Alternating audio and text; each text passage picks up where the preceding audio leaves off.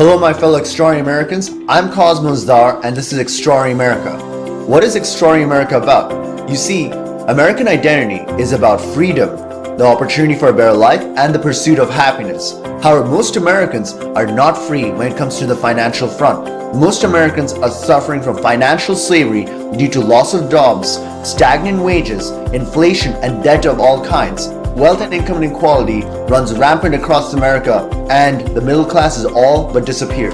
So what is Extraordinary America about? Extraordinary America is about the abolition of financial slavery.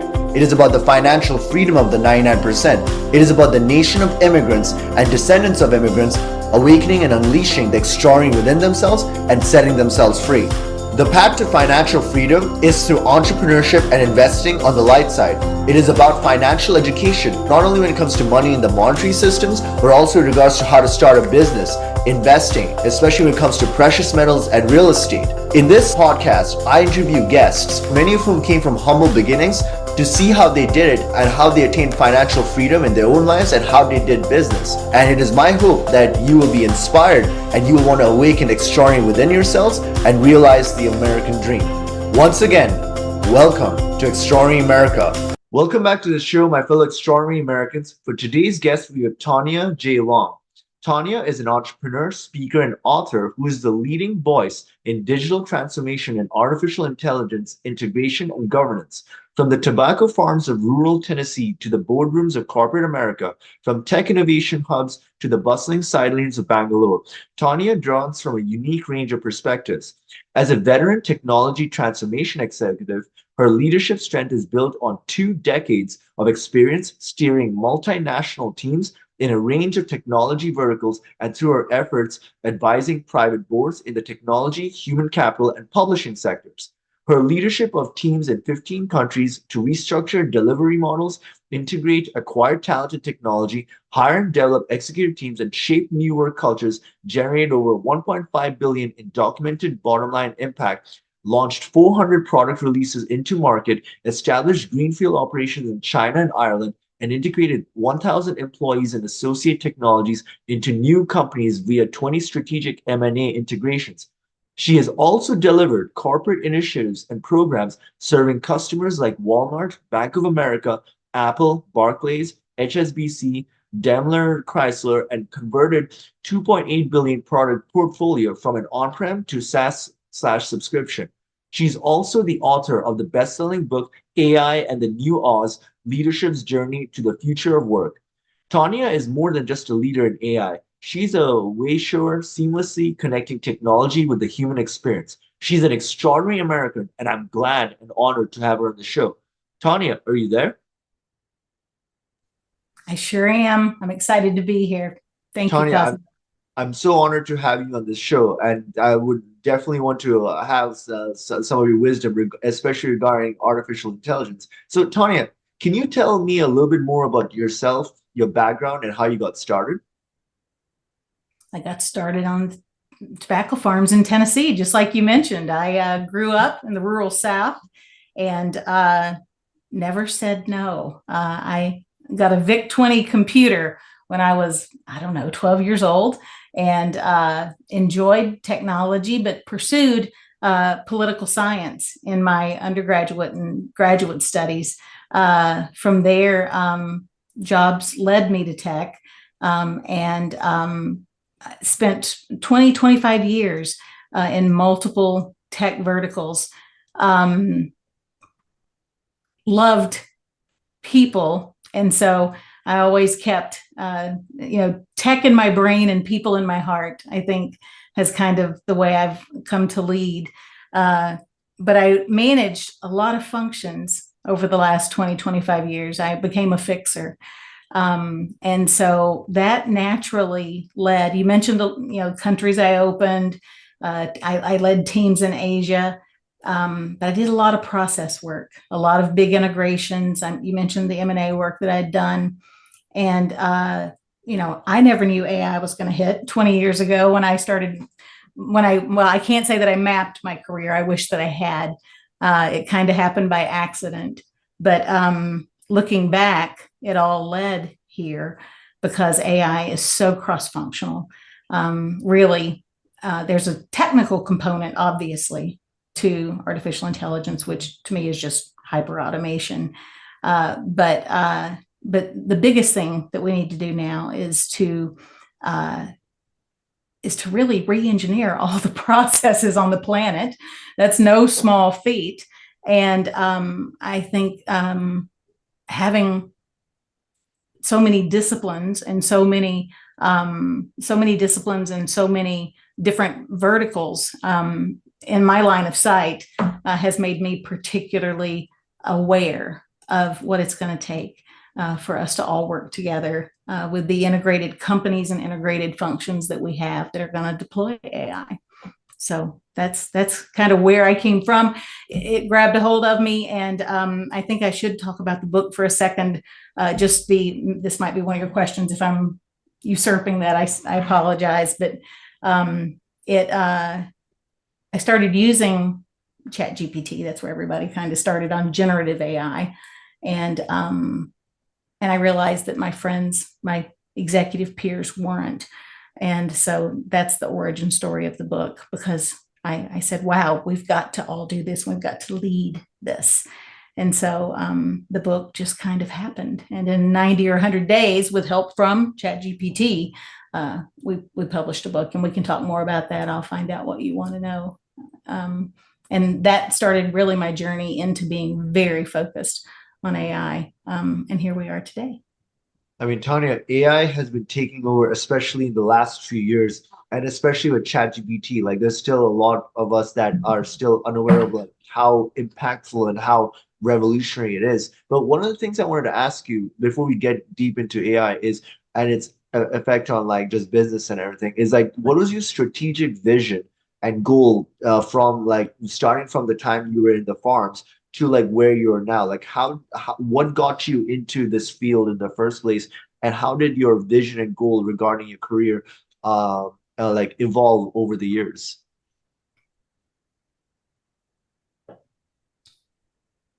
Neither of my parents went to college. So I can't say that when I was on the farms, I had a strategic vision. I just wanted out. And I had a family that I babysat for that said, you'd make a good attorney, because I was good with language. And so what I really wanted to do was to make an impact. So I was very involved in politics at one point in time. Al Gore's farm, his Al Gore Sr. That's a family that's very famous in Tennessee. Al Gore Sr. and Al Gore Jr., who was a vice president of the United States probably 20 years ago. He just retired from Apple's board. Their farms are 20 minutes from where I grew up. So that was where I started. I will say I always followed my passions, and by doing that, I was always involved in unique and fun things, and I never said no. So it was more about leaders seeing my value and asking me to apply my skills to solve problems in business. And because of that, I got to do interesting projects. And it was more that than me having a vision, because the world was a much more, how do I say this? The world wasn't as transparent when I was young as it is now. A kid growing up on a farm didn't have internet access. I had the World Book encyclopedias. And so you understand. So I didn't have a lot to dream with. So I think people my age would, and you've had some of those people on your podcast already, that, we followed our hearts, but what we found in time was that our passions led us to interesting lives. And we were lucky that, it's part luck and a lot of hard work, and the grace of powers bigger than us that helped us to reach things where we go and make a difference. So Tonya, one of the things that I wanted to ask you, like, is how do you think, like from your perspective, is AI revolutionizing the way we're doing business in today's world? Because the reason I'm asking is because 20 years ago there was no internet, right? Right. And like basically people that were doing business in the 1990s had no concept. They didn't even have cell phones or iPhones and any of that. They're doing business a certain way. Then the internet came along. Now everybody have websites. Everybody has like Mhm. marketing online, their social media. It revolutionized the way business was done in the 2000s and 2010s. But now AI is something that's taking prominence in the 2020s, and people are not they're not understanding its full impact, similar to how it is in the 1990s. So, could you tell, for the sake of the audience, how exactly is AI going to be transforming the job market in the coming decades?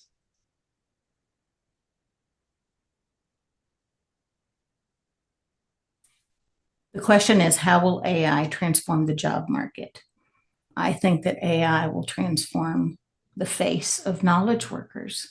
It will transform the face of how we operate in businesses that leverage human capital for people that do knowledge worker based work. And the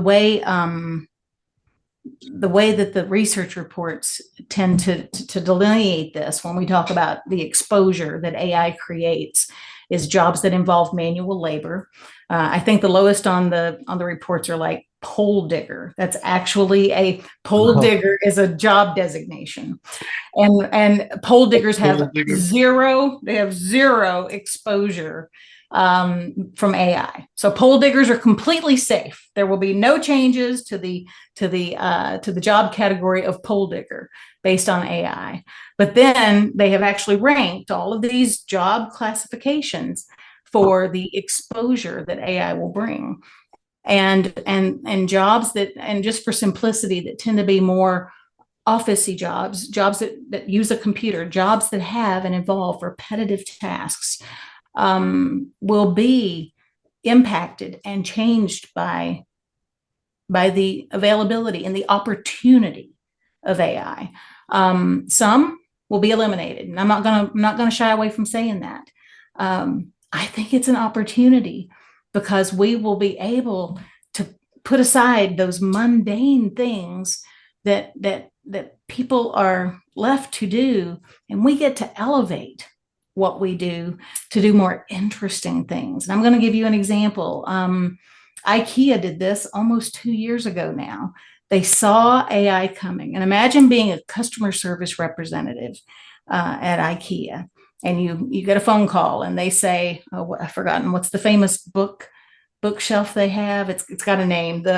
We'll call it the Cosmo.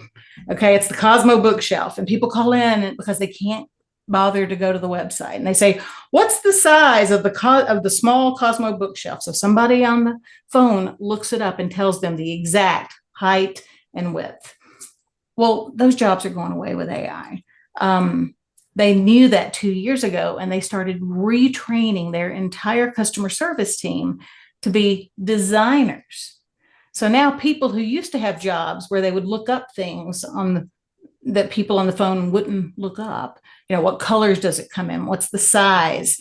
What finishes does it come in? Now those people are trained to say, let's take a picture of your space. Let me make some recommendations about some textures of a rug you might have. It's a whole different mindset and working model for those employees, and those employees are providing more value, doing something very different than they hired on to do. It's elevated IKEA. It elevates the level of service that they provide to the customers who call in, and frankly, it saved those jobs. So I think that we're going to have an elevation of roles where data transfer, type of information will happen in a more automated fashion, and what people do, I believe, will be more meaningful. So the job market will transform. How we search for jobs will transform. I think it's IBM had a study that said 1.4 million jobs will reskill in the next 18 months. I've been asking the question for about 6 months. Are companies working on that? Have they started to make that transition with reskilling the teams that are there? Not getting good information on that in terms of companies have not yet started that work. So I don't think 18 months is going to hit, but I do think 1.4 million jobs will reskill very soon, because these automations will enable teams to uplift and will be able to optimize what people work on to provide different types of service for customers. Tonya, this is such a fascinating subject, and it's actually something that I've also like thought about, right? One thing that comes to mind is like the Industrial Revolution. So, Yeah. like, one of the things that the audience has got to realize is like there was an era during the Industrial Revolution where there was a whole new way of doing things, and a lot of jobs were taken away, and a lot of new jobs were brought into place. But it revolutionized the way the world worked forever, right? But Tanya, one of the questions, and this is like for the audience, right? Because there's obviously going to be a lot of fear when Yes. automation comes into play. Because every time a new era is born, like the era that we're in, and I'm sure we're the beginning of like an AI revolution. There's Right. going to be a large swath of the population, especially in this country, that's going to be left behind because they are not going to be able to re-educate or whatever. And then there's going to be a new set of jobs. How do you think that's going to play out on a national level and even a global level from your Mhm. perspective? I think people are going to need to start to think about reskilling themselves. We all have to have personal accountability. So I think learning as much as you can as a consumer is so important right now. So I want to start with that. But to bring some relief, I want to use a more modern day example than the Industrial Revolution, because I bet most people who watch your podcast haven't ridden horses or pulled a plow. I bet they haven't pulled a plow behind a horse. How about that? There might be I one or have. two. I have. My granddaddy's horse beat me to death when I pulled a plow when I was a teenager. But I digress. A more modern day example that I think everyone can wrap their head around is 15, 18 years ago when Quicken hit the market. Quicken, the accounting platform, the online accounting platform. When Quicken was released, it was a hit. And Jamie Peebles is a friend of mine. He's a thought leader in the accounting space, and he first wrote about this, and I co-opted it and I wrote about it in my book AI and the New Eyes. But he was right. When Quicken hit the market, everybody said, "Up, don't be a CPA. There won't be any CPA jobs. The bookkeepers, forget it. Nobody's going to be a bookkeeper anymore because now that we have this automation here that's in the cloud for Quicken, nobody will have jobs." Well, in fact, what happened was Quicken put the business of the financials of a smaller, medium-sized business in the hands of the business owner, of the entrepreneur. And so they were able to be closer to their data because they were managing their data more directly. And it elevated the tasks that bookkeepers and CPAs did. So bookkeepers and CPAs, we still have as many as we ever had, if not more, of those roles, but they stepped up the line. They do forecasting. They do customized reports off of Quicken. They even have things where they will configure and install your Quicken services. So that's kind of funny. But it took them out of data entry hell, forgive my language, but it took them out of data entry hell and moved them into roles where they were helping guide and advise business owners using that data. So it elevated what they're able to give and provide as a service.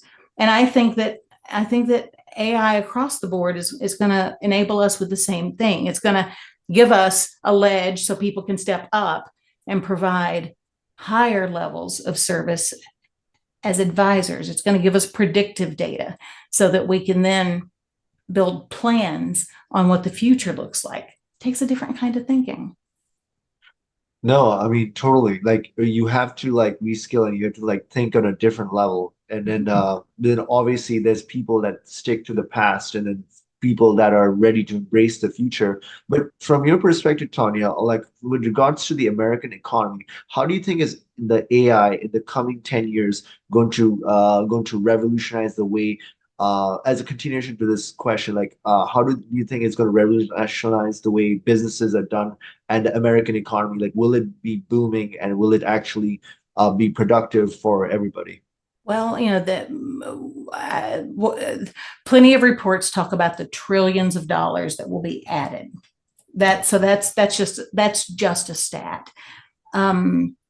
That I do think is as accurate as it can be with the teams that model those. I think the more interesting thing is how it will change things. In my tech circles, we talk about the big guys right now, the FANG companies, like Google, like Netflix. Those are the multi-billion dollar global companies. Now we believe the next billion-dollar companies are going to be companies that are less than 10 people. That's a change. We also believe and I'll get to the individual entrepreneurial level in a minute, but on the corporate side, the ability for people to build businesses that reach the planet isn't going to require these multi-thousand person organizations anymore. And it won't have to be super technical people that or super technical skill sets that are required to build them. This no code, low code thing, it's real. It's drag and drop. It's using things that exist. I wrote code a long time ago, like in the 8th grade.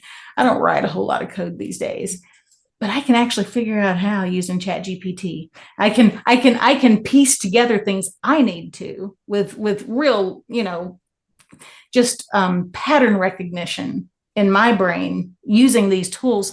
So from a creative level, we're going to be able to take ideas and take them to launch so much more quickly than has been done in the past. With fewer people, we won't have this heavy network infrastructure that used to be required to make corporations occur. So I just think we're going to escalate timelines in ways that we've never seen before. I also think we have to be very careful because just because you can do it fast doesn't mean you should. This is the old-fashioned part of me talking. We're going to have to put some guardrails on ourselves. When you start doing important, valuable decision making with data, knowing that data has been properly vetted is so important. So that's an example of a guardrail that we're going to need to exercise some discernment with. So I think over time we're going to stumble. We're going to make some mistakes. We're going to learn from those mistakes. I'm hopeful. This is my personal preference, and of course, having spent so much time in tech, it's biased. I hope that we become self-governing. I hope that we don't get in our way by entrenching things in big government law, but that we are smart enough to do it ourselves first, because we want to lead good businesses, and we want our products to serve our customers without undue risk.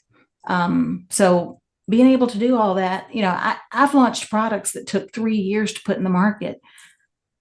And this was 15 years ago, that now I see how it could be done in months, like short months. So it's very exciting to see that. So Tonya, like AI is amazing. Like whenever you take a look at it, you realize how it can just like make life easier for so many people and everything.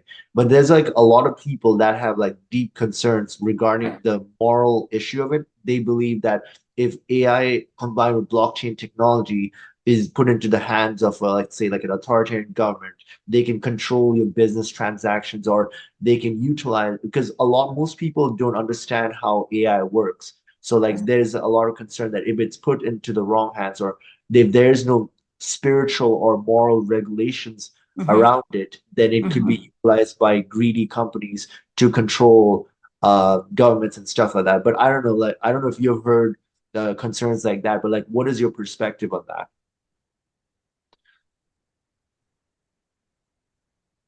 The bad guys will always have the tools. And we we're we can't delude ourselves into thinking that that that they won't. Um, Laws don't apply to the bad guys, right? Let's step it back to the nuclear age. When the nuclear age came came around. I saw the Oppenheimer movie. Yeah, right. And there was a race to get your hands on that those powerful elements that that represented your ability to command power over the destruction you could create. Um, the bad guys had those, and to your point, the moral code is different. I think we live in that risk, and with AI, we will live in that risk. There's currently with quantum, China has it's 15 or 17 billion dollar investment to beat us to quantum. I just personally don't believe in living in the fear of them getting there first. I'm not saying China's a bad guy, because I think there are worse bad guys that don't have a name that we can affix. Um, there's nothing we can do about it other than continue to work on cybersecurity, continue to tighten our controls. And I'm not going to go into the layers of what that means. Um, we've not done enough, frankly, on cybersecurity. We're working on it, but it's scratching the surface. Um, those risks will always exist. But just like with when we landed the first nuclear bomb, and people mourned and grieved because there was so much destruction, there was also good that came out of it, and you have to weigh the good with the bad. I've got smoke detectors on my ceiling. The technology in smoke detectors came out of the Oppenheimer project. Um, Cancer detection out of MRIs, nuclear medicine that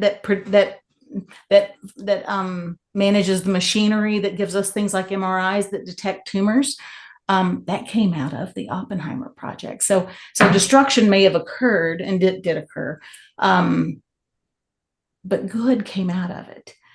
I think the risk of AI, of the bad guys potentially doing things, and I know that we're heading them off the pass every day.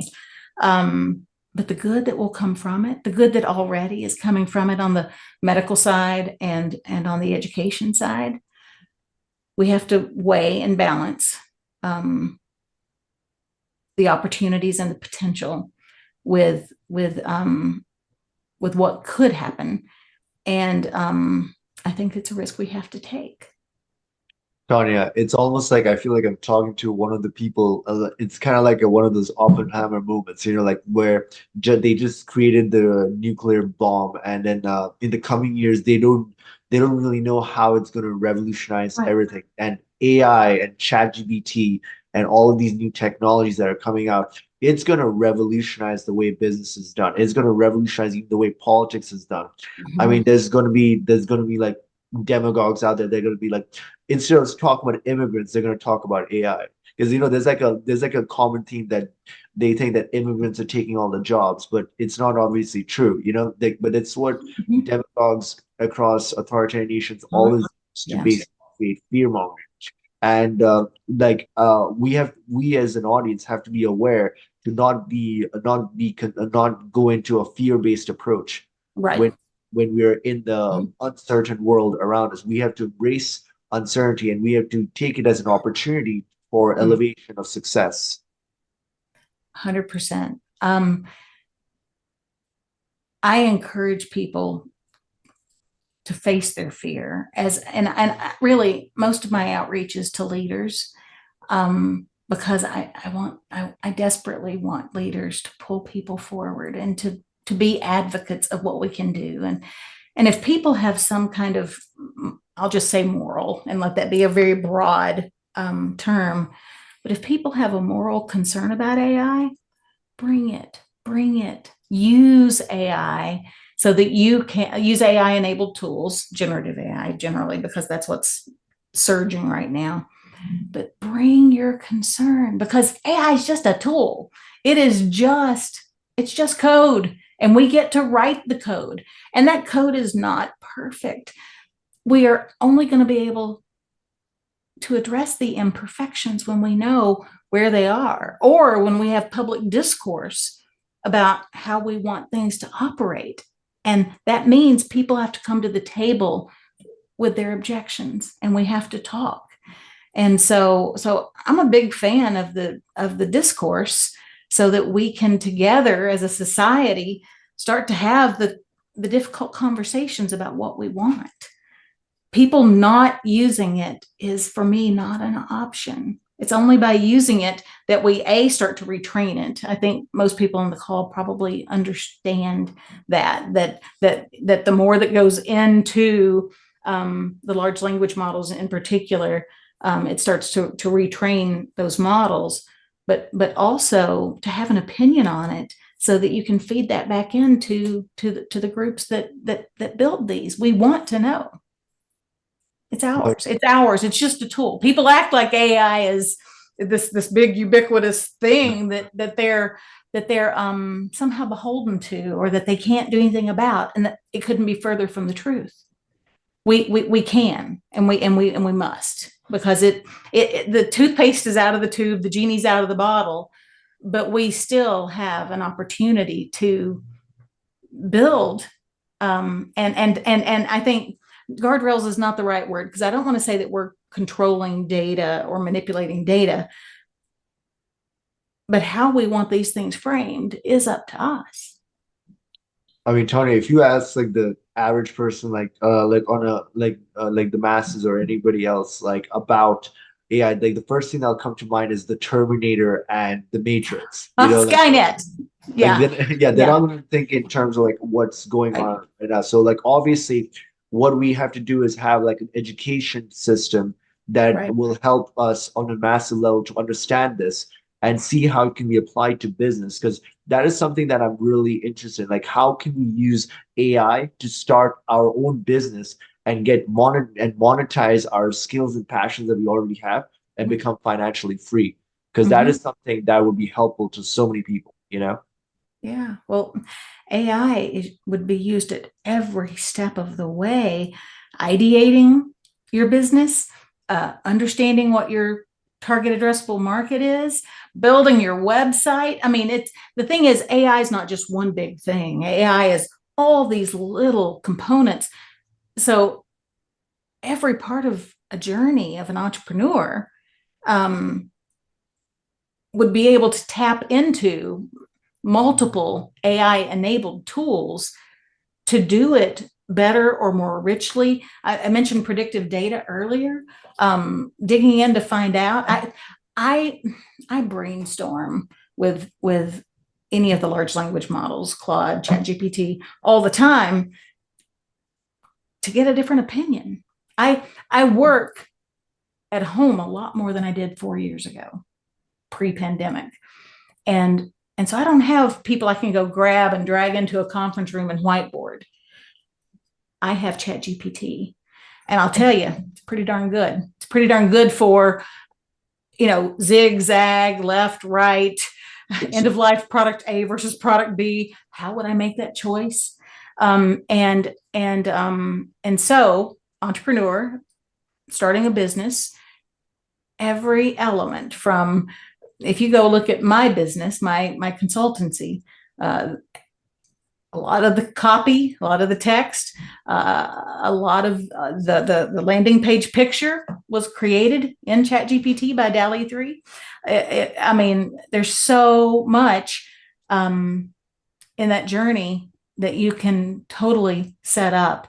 And there's a lot of programs out there that will help you, that other people like me that have an affinity for it will take you through all the ways to automate funnel collection, automate how you contact and get in touch with your customers, and how you set up those engagements. I mean, there's just, I can't begin to tell you how you can use AI because it's at every step of the journey.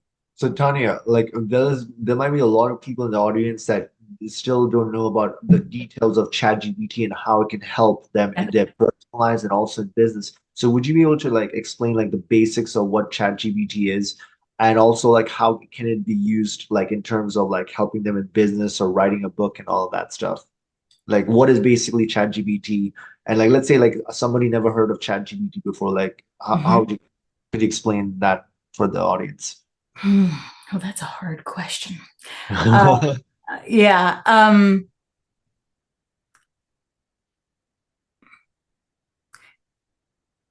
Oh, this is a remarkable disservice, but ChatGPT is a chatbot. Technically, ChatGPT at its simplest, and if that word doesn't mean anything to you, it means it's an open portal that you the term is prompting, but you ask it a question and it responds. And why ChatGPT has done so well is ChatGPT was the first big one, but it was the first big launch of natural language processing. And what that means is, instead of being an engineer and having to write code to get an output, you can just type. So I can just say, and I'll give you an example. I'm just going to mouth this, and but if I want to write a birthday poem for Cosmo here, and I would just say, I met a guy named Cosmo, and we are in a networking organization together. And Cosmo lives on the East Coast. And Cosmo has this great podcast that he brought me into, and we had a great afternoon. Cosmo turns X age in 2 weeks, and I want to send him a birthday poem. Cosmo, and I would just keep rattling.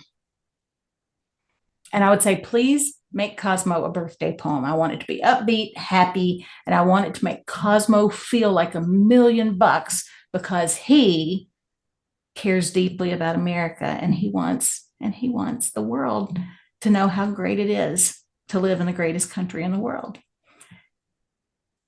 And I would just type all that. Just stream of consciousness, doesn't matter if there's spelling errors, doesn't matter about grammar, and you're certainly not writing code. And ChatGPT would immediately start typing and would produce the funniest, most clever, most interesting poem you've ever seen. And I do it all the time. I do it all the time for people I care about. But Tanya, what is real and what is authentic, and what is like how are you gonna know if an AI gave the poem versus like why does it matter? Why does it matter? This is a good conversation. The poem wouldn't have happened if I hadn't taken the initiative. The poem would be flat if I had just said, Cosmo is having a birthday next week. Please write a poem. I never send the poem without tweaking words, because something will come out that's like, nah, that doesn't feel right, because I'm doing it typically for someone I know.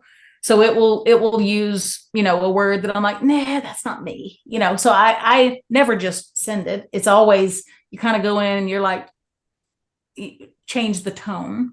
And I always, if it's on a social media post, I stick in little icons because you decorate the birthday card. So there is a raging debate over, is it authentic? Well, I think that it is. I think that it is, because all the content, if you say what color is the sky, it's going to say blue. But if you set it up with all of I'm in the middle of the Mojave, and you give it lots of context, oh, you will get the most fascinating answers. So the results are highly dependent on how you address the system. Tonya, can you imagine going in a time traveling machine to somebody in the 1700s and then explaining to them artificial intelligence, internet, social media? Do you know how ridiculous? Like they would burn you at the stake, and like here we are, you know? Yeah, The yeah, 20th century and the 21st century has come up with such wonders, and we have no idea where this is going to take us. Like we're literally yeah, in a new era. yeah. I mean, okay, so I'll do this. I'll freak you out. You see this picture on my mouse pad? Yeah. Okay, so I have an Airstream. That's an Airstream. And when my book published, that's my book. So a buddy of mine, he's a Midjourney freak.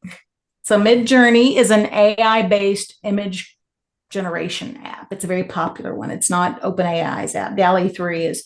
So again, it's you just like I articulated a minute ago for the birthday card. He said, I want an astronaut on Mars with an Airstream holding the book, AI and the New Oz. Here's the link so it could get the cover of the book because here's the book, right? And so he was able to create this image with 5 or 6 sentences. I have the prompt and he tweaked it. It gives us a level of creativity that we wouldn't otherwise have. And I think, frankly, I'm in love with AI because I think I'm in love with people. And I think that AI is going to bring us back together. This picture I think he's 61 years old. He's an executive coach. I don't think the man probably could draw a stick figure, but with words, he can draw this, and he can send this to me in email and say, "Congratulations on your book." And that's a way of connecting with people that it gives us tools to connect that we wouldn't have had, like me sending you a birthday card. I think AI is going to save us because it's going to give us new tools to connect in creative ways. I think in the workplace, it's going to force us in a good way to communicate cross-functionally in ways that because AI is going to pull from every discipline, and it's going to pull cross-functionally, cross-generationally, cross-culturally. I think AI is going to pull us out of the pandemic caves that we all crawled into and frankly have had trouble coming out of. I'm looking for AI to be the catalyst that brings us back into the light so we are all communicating again. And it makes it easy because that natural language processing that I was talking about that you don't have to worry about, but it's what makes it so easy, because with just your own words, you can say, I need to do this. I want to do this. Create me a table with a diet plan for 5 days that's keto, that has no dairy. And I want breakfast to be a heavy, hot breakfast. And it will present you that detail. So, Tanya, I know you wrote this book, AI and the New Oz. Could you tell us a little bit more about this book and the premise of how you started writing this book? Yeah, of course. Thank you. On my Airstream, I was out at several places, and I have some buddies who are executives in large companies, and I was like, "Hey, AI," and they were like, "Oh, you're ruining my beer." And I realized, and I started asking, like, I was totally dragging the party down, but nobody was using it. And I started asking more seriously in my professional circles, and nobody was using it. And I realized, because I've done business transformation and digital transformation for 15, 20 years now, and the model changed. 15, 20 years, it's been like heavy network, heavy cost. People like Tonya are in the back room with the expensive consultants from McKinsey and Bain, making the plans for a year, and now my cell phone, where's my cell phone? And now, your 11th grader comes home and it's on his phone and he's using it to write papers. And you're like, what's that? So because it was available for free and all you needed was a phone to use it, I mean, we had millions of users on it within a month of the release. But nobody was using it at the executive levels, because at the executive levels, they were so accustomed to it being a managed service where people like Tonya would come back and give reports. And I was like, oh no, it's not going to work this way, because everybody's got it in their back pocket, and you need to know what you're doing, or you're going to get your hat handed to you at board meetings and at company all hands. Still, nobody was using it. So about March, I got a bee in my bonnet, and I said, I think I'll just write a book, and I think I'll do it with ChatGPT. And I'd never planned to write a book, never wanted to write a book, but I wanted to write the book, frankly, for the less technical people, because I have this deep rooted need that people not be left behind. And I know that there's a lot of fear, and I know it's worse for people who are not in technical roles, who are not in technical companies. So I wrote the book, not from my technical perspective, but from my leadership perspective. And the book is aimed really at people who manage payroll, people who manage travel, people who manage, non-engineering, non-product teams. And so as I looked at how to craft a message around AI to get people involved in leading adoption, I was going through my jewelry box one day and I ran into a pin that my mother gave me, and it was the ruby red slippers that Dorothy had worn in The Wizard of Oz. And I sat back down at this computer and I asked ChatGPT, if I were to write a book on, and that's the way I did it. If I were to write a book on leadership and AI targeted to less technical leaders, and I were to use The Wizard of Oz as a backdrop, what would the chapters look like? Wow. And I was like, oh my God. and I think I worked for 10 hours straight, just going back and forth and back and forth and back and forth. And it was beautiful. So that was, that's really all the detail you need about the origin story. But I took 90 days. I'd probably be able to do it in 30 days now. I obsessed, but really it is beautiful that you can do this, that you can have a writing partner. That, it took longer because ChatGPT and I often disagreed on tone, on what to say, but it's a better book because my brain is about this big, and then with ChatGPT it's this big, and just so many more examples and so many things that it could bring to light, and it was a lot of fun. And then, of course, since then, it's helped give me a platform to work with those teams to say, you can do this, because courage and wisdom and vision and heart, those are the things that really matter. The technology is going to be changing all the time and very fast. Don't let that bother you. You're a leader, and what you need to do is give people a safe place to do those things, and use your courage, heart, vision, wisdom, and bring them forward. Tonya, that's amazing. I would recommend my audience to definitely take a look at your book and get an basic understanding about AI and ChatGPT, and this like an understanding of this new era that we are going into. And Tonya, is there any other projects that you're doing at the moment that you'd want the audience to get a glimpse into?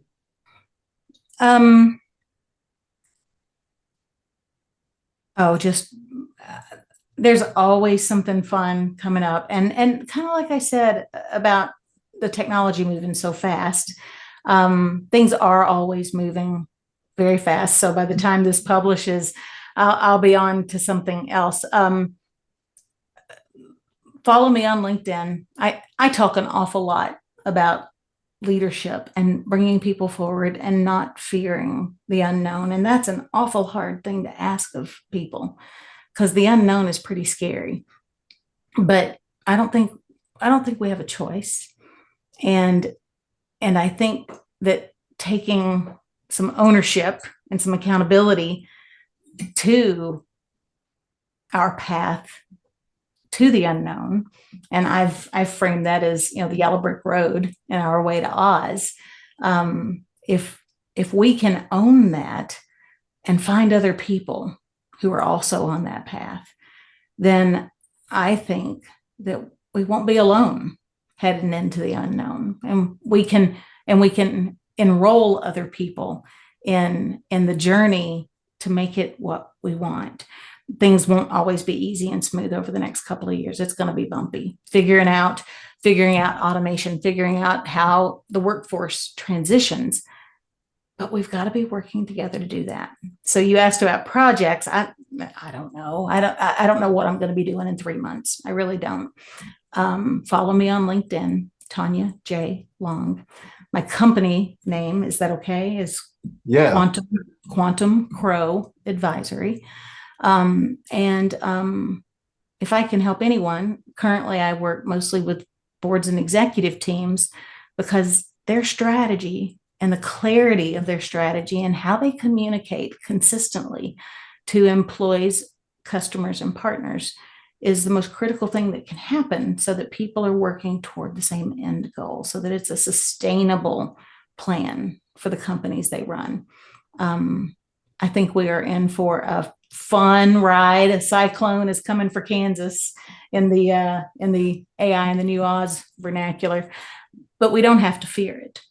We can enjoy the ride, and I'm looking forward to it. That is amazing, Tonya. And I agree. Like, yeah, it's a new era coming upon us, and we have to embrace it and not be so afraid of the future. And Tonya, I'm so glad and grateful that you took the time to come to this podcast and share your wisdom about artificial intelligence, ChatGPT, and all of that, so that the audience can get a basic understanding of this new era. Like a lot of us already have, but there's so many more that can actually see this and know that we are truly entering a new era. And with that comes, with all this power and this knowledge, comes great responsibility. And I do hope that you do take the time to come back to the show at a later time. Anytime. Cosmo, I appreciate you. This has been great. Thank I you. appreciate it too. And I want to conclude this episode by letting my fellow extraordinary Americans know that, hey, look, there's an extraordinary within each and every one of us. It's our duty to awaken it and unleash it. Until next time, bye for now. Hey everyone, thank you for watching Extraordinary America. If you like what you see, please do subscribe to our podcast and share it with others. Remember that the best investment that you can make in your lifetime is in your own financial education, for it is knowledge that truly sets us free. Also, remember that inflation is diluting your purchasing power, which in turn increases financial bondage. The practical thing to do is to protect the loss of your purchasing power and invest in precious metals or the right cryptocurrencies. Lastly, never forget that you are an extraordinary American. We'll see you in the next episode. Bye for now.